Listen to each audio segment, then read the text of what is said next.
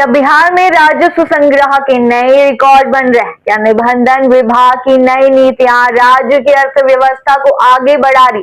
क्या ई निबंधन की शुरुआत से लोगों को सुविधा मिल गई? नमस्कार, मैं हूं राधा राणा और आप देख रहे हैं हिंद लाइव। राज्य सरकार को इस वित्तीय वर्ष में अब तक 6,670 करोड़ रुपए का राजस्व प्राप्त हुआ है, जो पिछले साल की तुलना में 1,000 करोड़ रुपए अधिक है। यह अपने आप में एक बड़ा आर्थिक संकेतक है कि राज्य की अर्थव्यवस्था कैसे प्रगति कर रही है। सरकार का लक्ष्य 31 मार्च 2025 तक 7,500 करोड़ रुपए तक का राजस्व संग्रह करने का है और ऐसा लग रहा है कि यह लक्ष्य पूरा हो जाएगा। पिछले वित्तीय वर्ष 2023-24 में निबंधन विभाग को 7,000 करोड़ रुपए का लक्ष्य दिया गया था, लेकिन विभाग केवल 6,200 करोड़ रुपए ही जुटा सका था। हालांकि इस बार ई निबंधन की शुरुआत ने इस प्रक्रिया को और अधिक पारदर्शी और सुगम बना दिया। ई निबंधन के कारण न केवल लोगों को फायदा हो रहा है, बल्कि राजस्व संग्रह में भी तेजी आई है। सरकार ने निबंधन कार्यालयों की संख्या बढ़ाने का भी फैसला किया है। फिलहाल राज्य में कुल 138 निबंधन कार्यालय है, लेकिन बढ़ते राजस्व को देखते हुए नए कार्यालय भी खोले जा रहे हैं। हाल ही में सुपौल जिले के वीरपुर में एक नया निबंधन कार्यालय खोला गया है और जल्द ही सहरसा के सोनवर्षा में भी एक नया कार्यालय खुलेगा। इसके अलावा अररिया और नालंदा जैसे जिलों में भी नए कार्यालय खोलने की योजना है।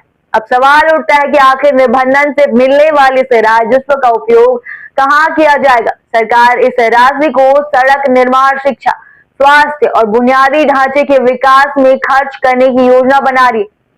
इसी कड़ी में पथ निर्माण विभाग की परियोजनाओं की समीक्षा भी तेज कर दी गई है। उप मुख्यमंत्री सह पथ निर्माण मंत्री विजय कुमार सिन्हा ने हाल ही में उत्तर बिहार की 5 प्रमुख सड़क परियोजनाओं की समीक्षा की।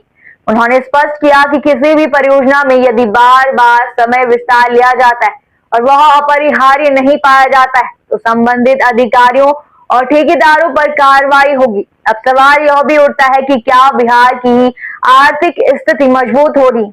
आंकड़ों पर नजर डालें तो यह स्पष्ट होता है कि बिहार में आर्थिक गतिविधियां बढ़ रही हैं। जमीन और फ्लैट की खरीद फरोख्त में तेजी आई और निवेशकों का भरोसा भी बढ़ रहा है। खासकर ई निबंधन की वजह से लोगों के लिए यह प्रक्रिया अधिक आसान हो गई, जिससे सरकारी राजस्व में भी इजाफा हुआ है।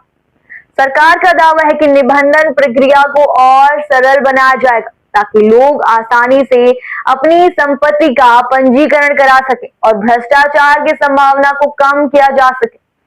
तो क्या बिहार आने वाले समय में राजस्व संग्रह की ओर भी नए रिकॉर्ड बनाएगा? क्या सरकार की ये नई पहल राज्य की आर्थिक स्थिति को और मजबूत करेगी? ये ऐसे सवाल हैं जिनका जवाब आने वाले महीनों में ही मिलेगा। आपकी क्या राय है, हमें कमेंट बॉक्स में जरूर बताएं। फिलहाल के लिए इतना ही। बने रहिए हिंद लाइव के साथ और साथ ही हमारे चैनल को सब्सक्राइब करना न भूलें और फेसबुक वेबसाइट पर फॉलो जरूर करें।